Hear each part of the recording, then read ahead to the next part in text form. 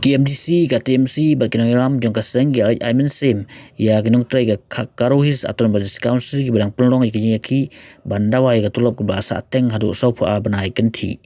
mentakas ngi ka khalai tarik unaila ajabsan KMDC ka TMC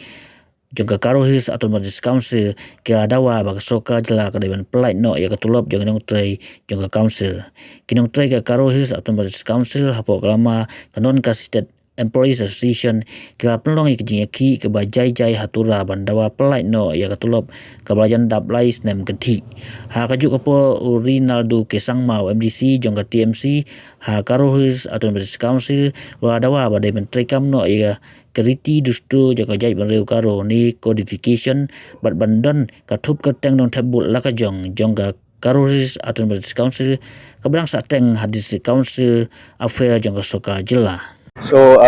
today is 13th of August and it's been more than a month since the NJ employees have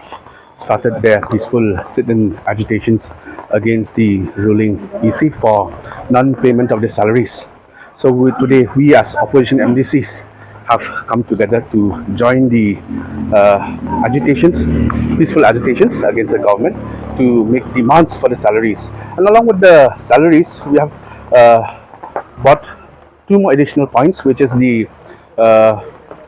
enactment of the Garo customary law and completion of the separate electoral roll, which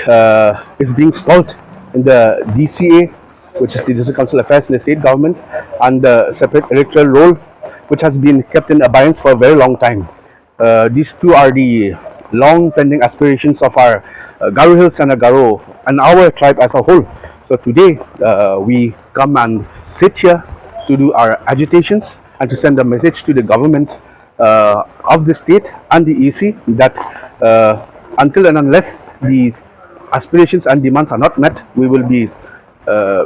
continue our agitations and we will